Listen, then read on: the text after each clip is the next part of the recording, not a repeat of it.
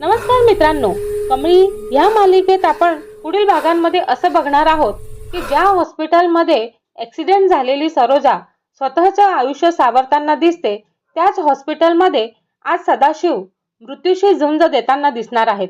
एकाच वॉर्डमध्ये दोन जीव आपल्याला दिसणार आणि एकाच भूतकाळाशी जोडलेले, पण नशीब त्यांना भेटू देणार का? आज जर त्यांची नजर एकमेकांवर पडली आणि वर्षानुवर्षांचे सत्य एकाच क्षणामध्ये उघड होऊ शकतं आणि ते कशा प्रकारे उघड होणार आहे ते आपण ह्या भागामध्ये बघणार आहोत. पण त्याआधी जर तुम्ही आमच्या चॅनलला सबस्क्राईब केलं नसेल तर सबस्क्राईब करा आणि व्हिडिओ आवडल्यास लाईक द्यायला विसरू नका. कथाची सुरुवात होते त्या हॉस्पिटलच्या शांत वॉर्डमधून, जिथे मशीनचा आवाज आणि औषधांचा गंध हवेमध्ये मिसळलेला आहे. सरोजा बेडवरती बसलेली असते आणि हातामध्ये देवाची छोटीशी मूर्ती आणि छोटं पुस्तक असतं. डोळ्यामध्ये थकवा असतो, पण त्याला पाहून जास्त त्याच्या एक वेदनादायक शांतता असते. सरोजा स्वतःचीच हळू आवाजात बोलत असते, देवा, इतक्या वर्षांनी मी थांबलेली आहे. आता मला कुणालाही काहीही सिद्ध करायचं नाही. मी आणि माझी कमळी हेच फक्त शांत जगायचं आहे. एवढंच ती बोलत असते. तेवढ्यातच बाहेर अचानक गडबड ऐकू येते. धावपळ, नर्सेस आणि स्ट्रेचरचा आवाज. पण सरोजा लक्ष देत नाही. तिला असं वाटतं की हॉस्पिटलमध्ये हे नेहमीचंच असतं. आणि दुसरीकडे आपण बघतो की घरामध्ये सदाशिव नेहमीसारखे वर्तमानपत्र वाचत बसलेले असतात.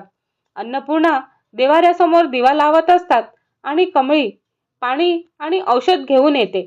आणि कमळी म्हणत असते, आजोबा, आज तुम्ही फार थकलेले आहात आणि थोडा आराम करायला पाहिजे.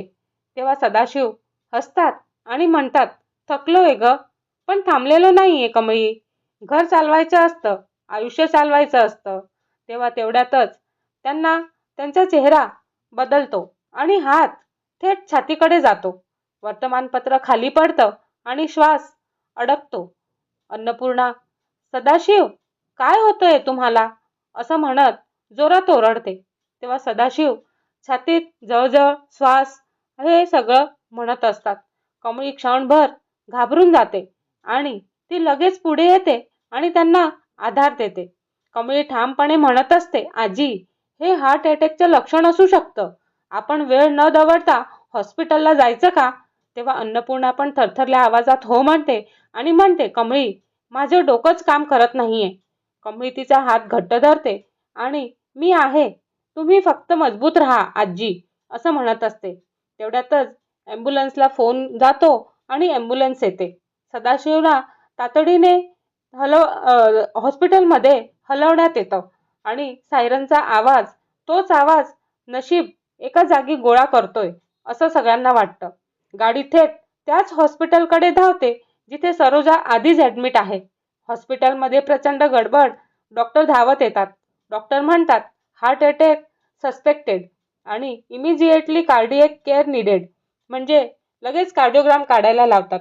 नर्स फाईल पाहते आणि ICU फुल आहे असं म्हणते. जनरल कार्डियक वॉर्डमध्ये एकाच बेड उपलब्ध आहे आणि तिथेच त्यांना ॲडमिट करतात. डॉक्टर म्हणतात, तेच द्या, वेळ महत्त्वाची आहे, बेड नाही. सदाशिवांना त्या वॉर्डमध्ये हलवलं जातं आणि योगायोग असा की तोच वॉर्ड जिथे काही अंतरावरती सरोजाचा पण बेड आहे. सरोजा खिडकीकडे पाहत बसलेली असते आणि तेवढ्यातच स्ट्रेचरवरती येताना दिसतात.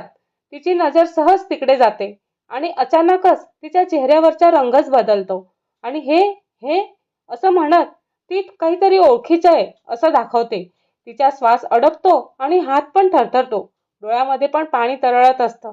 सरोजा हळूच आवाजात स्वतःशी पुटपुटते आणि म्हणते, नाही, हे स्वप्न असू शकतं. ते नाहीत. ती उठायचा प्रयत्न करते, पण नर्स तिला थांबवते. नर्स तिला उठू देत नाही आणि नर्स म्हणते, तुम्ही उठू नका, तुम्हाला रेस्ट हवा आहे. तेव्हा सरोजा म्हणते, तो तो माझा भूतकाळ आहे असं मला वाटलं आणि आज तो माझ्यासमोर मरणाशी झुंजतोय. ती मनामध्ये विचार करत असते. तेवढ्यातच ती बाहेर बघते तर अन्नपूर्णा आणि कमळी धावतच येत असतात. अन्नपूर्णा रडत असते आणि म्हणतात की डॉक्टर, माझ्या सदाशिवला आणि तो कसा आहे असं म्हणत ती धावत असते.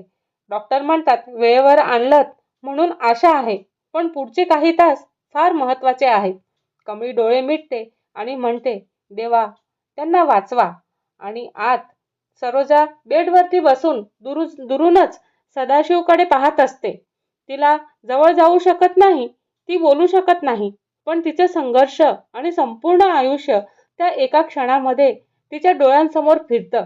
सरोजा स्वतःशीच पुटपुटते आणि म्हणते, इतकी वर्ष दूर राहिलो आणि आज मृत्यूच्या दारामध्ये एकत्र कसं यायचं?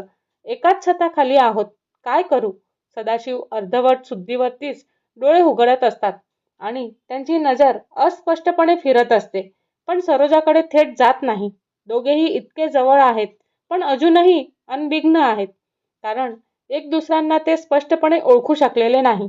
सरोजा आणि सदाशिव एकाच हॉस्पिटलमध्ये, एकाच वॉर्डमध्ये, पण अजूनही एकमेकांसमोर उभे नाहीत. ही भेट होणार आहे का, की नशीब अजूनही त्यांची परीक्षा पाहणार आहेत? हे सगळं आपल्याला पुढील भागामध्ये कसं बघायला मिळतं आणि ते बघण्यासाठी आमच्या चॅनलला लाईक, शेअर आणि सबस्क्राईब करायला विसरू नका. धन्यवाद.